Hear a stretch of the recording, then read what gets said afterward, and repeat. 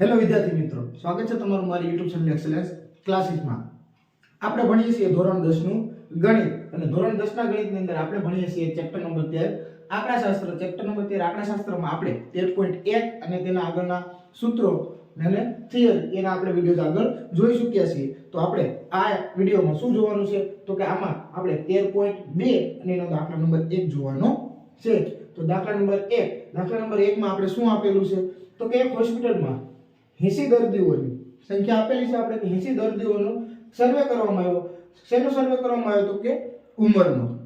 અને એ આપણે અહીં માહિતી આપેલી છે એટલે કે વર્ગીકૃત માહિતી છે. અને એમાં આપણે બહુલક અને મધ્યક, બહુલક એટલે z અને મધ્યક એટલે x બાર બંને આપણે મેળવવાનો છે. તો સૌપ્રથમ આ જે આપી દીધું છે તેનું નામ આપી દઉં છું. તો કે આ શું હશે આપણું તો કે વર્ગ અંતરાલ. વર્ગ આગળ લખતા ભૂલાઈ ગયું છે, પાછળ લખી દઈએ વર્ગ અંતરાલ. અને આ અહીં શું થશે આપણી આવૃત્તિ, એટલે કે આવૃત્તિ fi. તો અહીં એટલી માહિતી આપણે આપેલી છે. આ જે આપેલું છે એ શું થશે તો કે સિગ્મા fi થશે, જેની આપણે અત્યારે જરૂર નથી પણ આગળ આપણે મધ્યક મેળવવાનો છે એમાં એની જરૂર પડશે. તો અત્યારે આપણે બહુલક મેળવી લઈએ સૌપ્રથમ. તો બહુલકનું સૂત્ર શું થશે તો આપણે લખીએ કે બહુલક, જેને આપણે શેના વડે દર્શાવીએ z વડે, બરાબર l વત્તા કૌંસમાં f1 માઈનસ f0 આખાના છેદમાં 2f1 minus f0 minus f2 અને એને ગુણ્યા h. તો આ એટલી વસ્તુ આપણે અહીં જે કોષ્ટક આપેલું છે એમાંથી મેળવવાની છે. અહીં જ્યારે આપણે બહુલક મેળવીએ ત્યારે આપણે કોષ્ટકમાં કોઈ ફેરફાર કરવાનો હોતો નથી. અહીં જોવાનું હશે કે 5 થી 15, 15 થી 20, 25 થી 30, 30 થી 35, 25 થી 35 અને 35 થી 45, 45 થી 55 અને 55 થી 65. આ આપણે વર્ગ આપેલા છે તે કેવા છે તો કે સતત છે. અને જો કોઈ એકમાં પણ આગુ પાછું થતું હોય વર્ગમાં તો આપણે બહુલકની અંદર જે s વર્ગ લંબાઈ છે એ કેવી તો કે માની જ લેવાનું કે દરેકની અંદર કેવી હશે તો કે સમાન હશે. જે મેં તમને જે આના સૂત્ર ત્યારે સમજાવ્યા હતા ત્યારે મેં તમને કીધું હતું. તો હવે અહીં જોઈએ 5 થી 15 10 નો ગાળો, 15 થી 25 10 નો, 25 થી 35 10 નો, 35 થી 45 10, 45 થી 55 10, 55 થી 65 10. એટલે કે આપણો s વર્ગ લંબાઈ એટલે કે s કેટલી થશે તો કે s વર્ગ લંબાઈ કેટલી થશે તો કે 10 નો ગાળો આવે છે એટલે કેટલી થશે તો કે આપણે લખી દઈએ કે વર્ગ લંબાઈ 10 થશે. આગળ હવે તો કે આગળ આપણે l જોશે. તો l કઈ રીતે મેળવશું તો કે જે અહીં આવૃત્તિ આપેલી છે એમાંથી આપણે જોશું કે કઈ આવૃત્તિ મહત્તમ છે. તો અહીં તમે જોઈ શકો 6, 11, 21, 23, 14 અને 5 એમાંથી સૌથી મોટી આવૃત્તિ 23 છે. તો અહીં 23 જે આવૃત્તિ મોટી છે એનો જે વર્ગ હોય તે બહુલકીય વર્ગ કહેવાય. તો અહીં આપણે આવું લખવું પડશે કે અહીં મહત્તમ આવૃત્તિ 23 છે, એટલે કે મહત્તમ આવૃત્તિ 23 છે. તેથી બહુલક વર્ગ કેટલો છે તેનો તો કે 35 થી 45 છે. હવે આમાંથી આપણે નક્કી કરવાનું હોય છે શું તો કે l એટલે કે બહુલકીય વર્ગની અધઃસીમા. તો બહુલકીય વર્ગ છે તો અહીં લખીએ છીએ l શું કહેવાય તો કે બહુલકીય વર્ગની અધઃસીમા. બરાબર કેટલા મળશે આપણે તો કે જો આ પહેલું હોય છે તે અધઃસીમા અને બીજું હોય છે તે ઉર્ધ્વસીમા. તો પહેલું છે 35 એ આપણે થશે l, એટલે કે l બરાબર અહીં કેટલા થશે 35. આગળ f1 f0 અને f2 એ કઈ રીતે મેળવવાના છે તો આપણે અહીં લખી દઈએ કે f1 શું છે, f0 શું છે અને f2 શું છે. બરાબર. હવે સૌપ્રથમ આપણે જે અહીં મહત્તમ આવૃત્તિ મળે છે એ મહત્તમ આવૃત્તિ આપણી શું થશે તો કે મહત્તમ આવૃત્તિ આપણી જે હોય છે તેને આપણે f1 કહીશું. બરાબર. હવે એની ઉપર તો 1 ની પહેલા 0 આવે એવી રીતે આપણે યાદ રાખવાનું, એટલે f0 1 પછી 2 આવે એટલે આપણે યાદ રાખવાનું કે f2. તો અહીંથી જ આપણે ડાયરેક્ટ મળી જશે. પણ આ એક દાખલો આપણે પહેલો છે એટલે આપણે વ્યવસ્થિત રીતે આવું સમજાવું છું કે કઈ રીતે તમારે થિયરીમાં લખવી. તો હવે f1 કોની આવૃત્તિ લીધી? તો કે બહુલકીય વર્ગની આવૃત્તિ. તો અહીં આવી રીતે લખવાનું કે બહુલક વર્ગની આવૃત્તિ, બરાબર. અને f0 બહુલકીય વર્ગની કઈ આગળની આવૃત્તિ અને f2 બહુલકીય વર્ગની પાછળની આવૃત્તિ. તો અહીંયા બહુલક વર્ગની આગળની આવૃત્તિ અને f2 બહુલક વર્ગની પાછળની આવૃત્તિ, બરાબર. આ એટલું આપણે લખવાનું છે. તો f1 કેટલા મળ્યા? 23. એની આગળના f0 21 અને f2 કેટલા છે? 14. તો અહીં લખી દઈશું 14. આ બધી માહિતી હવે આપણે અહીં લખવાની છે. અહીં દરેક માહિતી આપણે મળી ગઈ છે. જો l આવી ગયો તો કે હા, f1 આવી ગયો, f0 આવી ગયો, f2 આવી ગયો અને h, બરાબર. તો આ દરેક માહિતી મળી ગઈ છે. તે માહિતીને હવે આપણે અહીં સૂત્રમાં મૂકી દઈએ અને ગણતરી કરી નાખીએ. તો z બરાબર l કેટલા મળે છે? 35 વત્તા કૌંસમાં f1 કેટલા છે? 23 માઈનસ f0 કેટલા આવે છે? 21 ના છેદમાં 2 f1 એટલે ગુણાકારમાં છે 23 કૌંસમાં લખીશું માઈનસ f0 અને માઈનસ f2 એટલે માઈનસ 21 માઈનસ 14. તો માઈનસ 21 અને માઈનસ 14 આ એટલું અહીંથી આપણે લખીશું ગુણ્યા h એટલે કે વર્ગ લંબાઈ, એટલે કે ગુણ્યા અહીં કેટલા કરી દઈએ? તો કે ગુણ્યા કરી દઈએ 10, બરાબર. હવે આપણે આગળ સાદુરૂપ આપીએ.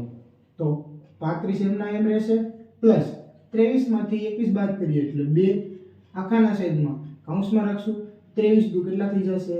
47. આ માઈનસ માઈનસ પ્લસ પણ 21 મોટાની નિશાની માઈનસ 21 ને 14 કેટલા થશે? તો કે 21 ને 4 25, 25 ને 10 35 એટલે અહીં થશે 35 અને એને ગુણ્યા અહીં લખીશું 10, બરાબર. અહીં 35 અને પ્લસ 2 અહીં 10 સાથે ગુણાકાર કરી દઈએ અથવા તો અહીં બાદબાકી કરીશું એટલે કેટલા આવશે? તો કે 47 માઈનસ 35 એટલે કેટલા આવશે? 11. તો છેદ નહીં ઉડે એટલે આપણે ગુણાકાર કરી દઈએ કે 10 દુ 20 અને 47 માંથી 35 બાદ કરો એટલે કેટલા આવશે? 11. હવે આનો આપણે ભાગાકાર કરવાનો છે. તો 35 વત્તા જે ભાગાકાર આવશે તે આપણે અહીં લખીશું. ભાગાકાર સાઈડમાં આપણે કરી લઈએ 20 11 વડે. તો 11 એકુ 11 કેટલા વધશે? તો કે 9. ભાગ હાલશે તો કે નહીં, પોઈન્ટ મૂકીશું અહીં 0 લગાડી દઈએ. 11 8 88 કેટલા વધશે? 2 0 મૂકી દઈએ. 11 એકુ 11 કેટલા વધશે? 9. પોઈન્ટ પછી આપણે બે જ આંકડા જોઈશે, વધારે જોતા નથી. અને અહીંયા 1 છે એટલે કે રાઉન્ડ ઓફ કરવાનું ને એવું કશું છે નહીં. એટલે અહીં જવાબ આપણો આવશે 1.81. સરવાળો કરી દઈએ તો z બરાબર આપણે શું મળશે? તો કે 35 અને આ 36.81 અથવા તો 36.8 પણ તમે લખી શકો. અહીં આપણે લખી દઈએ 36.81. તો આ આપણો શું થશે? તો કે આ આપણો થશે બહુલકનો જવાબ. તો ચાલો હવે આપણે શું ગણીશું? મધ્યક ગણીશું. ચાલો તો હવે આપણે ગણીએ મધ્યક. તો આપણે મધ્યક મેળવવાનું છે તો સૌપ્રથમ મધ્યકમાં આપણે શું મેળવવું પડે? તો કે xi મેળવવો પડે અને પછી નક્કી કરશું કે કઈ રીતે દાખલો ગણીએ. એટલે કે મધ્ય કિંમતને આપણે લખીશું xi અને xi નું સૂત્ર લખવું હોય તો તમે લખી શકો છો અધોહ કિંમત અથવા તો અધોહ કિંમત વત્તા ઉધોહ કિંમત ના છેદમાં 2. સૂત્ર લખશો તો ચાલશે, નહીં લખો તો પણ ચાલશે. આપણે ખાલી કિંમત દર્શાવવાની છે, કોઈને ગણતરી કરીને બતાવવાની નથી. આગળ હવે 5 અને 15 ની વચ્ચે કેટલા આવશે? 10. અહીં આગળ આપણે બહુલકમાં ગણતરી કરીએ એટલે આપણે ખબર છે કે a એટલે કે વર્ગ લંબાઈ કેટલી છે? તો કે સોરી વર્ગ લંબાઈ અહીં છે 10, બરાબર. અહીં વર્ગ લંબાઈ કેટલી છે? 10. તો આમાં 10 10 ઉમેરતા જાય તો દરેકમાં જોઈ શકો છો તમે. અહીં 20, અહીં 30, અહીં 40, 50, 60 એમ જ આવશે. તો અહીં 20 30, 40, 50 અને 60. અહીં માહિતી ખૂબ જ નાની છે એટલે આપણે શું કરી શકીએ તો કે સીધી રીતથી પણ આ દાખલો ગણી શકીએ અને આપણે આને જે છે પદ વિશ્લેષણની રીતથી પણ ગણી શકીએ. બંને રીત આપણે સહેલી પડશે. તો આપણે કઈ રીત ગણીશું તો કે જો અહીં આપણા નાના છે તો આપણે સાદી રીતથી ટ્રાય કરીએ જે ઝડપથી ઉકેલ આવી શકે. એટલે કે fi xi ની જરૂર પડશે. કેમ તો કે આપણું સૂત્ર છે, શું સૂત્ર છે તો કે x બાર એટલે કે મધ્યક બરાબર સિગ્મા fi xi ના સિગ્મા fi. આપણે xi કર્યા પછી ખ્યાલ આવશે કે આપણે અહીં કઈ રીતનો ઉપયોગ કરવો. તો અહીંયા આપણે આ રીતનો ઉપયોગ કરશું તો સિગ્મા fi xi જોશે એટલે કે આ જે કોલમ આવશે એનો સરવાળો fi આપેલો છે 80. તો હવે આપણે અહીં ગુણાકાર કરતા જાય 100 દાણ કેટલા થશે 60 થશે. 11 દુ 22 અને 1 બિંદુ એટલે 220 થશે. 21 23 તો ગુણાકાર કરી નાખીએ એટલે આપણે ભૂલ ન પડે તો કે પહેલા બિંદુ આવશે. હવે 3 1 3 અને 3 દુ 6 એટલે 63. 21 ચોક કરવાનો છે એટલે સૌપ્રથમ બિંદુ 3 ચોક 12 નો બગડો વધી પડશે 1 4 દુ 8 ને 1 9 એટલે 920 થશે. 14 પંચા કેટલા થશે તો કે 70 એટલે અહીં કેટલા થશે 700 થશે. અને 6 પંચા ને 30 એટલે કેટલા થશે તો કે અહીં થશે 300. હવે આપણે શું કરવાનું છે તો કે અહીં આ બધાનો સરવાળો એટલે અહીં શું લખીશું તો કે સિગ્મા fi xi અહીં આનાથી અલગ પાડી દઈશું. હવે બધાનો સરવાળો કરીએ. બધાના એકમનો અંક શું છે 0 એટલે શું આવશે 0 6 ને 2 8 9 10 11 12 13 નો તગડો વધી પડશે 1 ને 2 3 3 ને 6 9 9 ને 9 18 પછી 19 21 ને 7 28 એટલે 2830. શું થશે આપણો સિગ્મા fi xi. તો અહીં કિંમત મૂકી દે fi xi કેટલા થશે 2830 થશે. એના છેદમાં સિગ્મા fi કેટલા છે 80 તો રાખી દઈએ છેદમાં 80.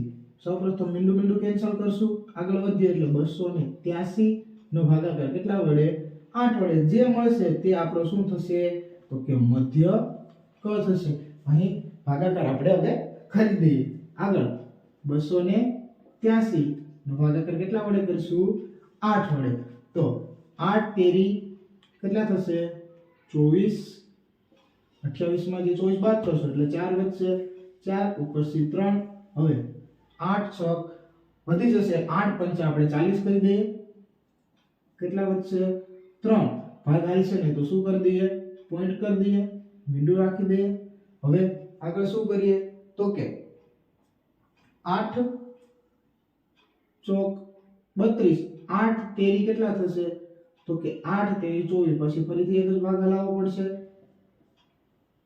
કેટલા વધશે 60 કરી દઈએ બિંદુ લગાવી દઈએ એટલે. હવે આગળ કેટલા થશે 8 સત્તા 56 કેટલા વધશે તો કે 4 વધશે. પોઈન્ટ પછી આપણે હજી એક આંકડો લઈ લઈએ એટલે કદાચ આગળ એક આંકડો રાઉન્ડ ઓફ થતું હોય તો ઠીક છે.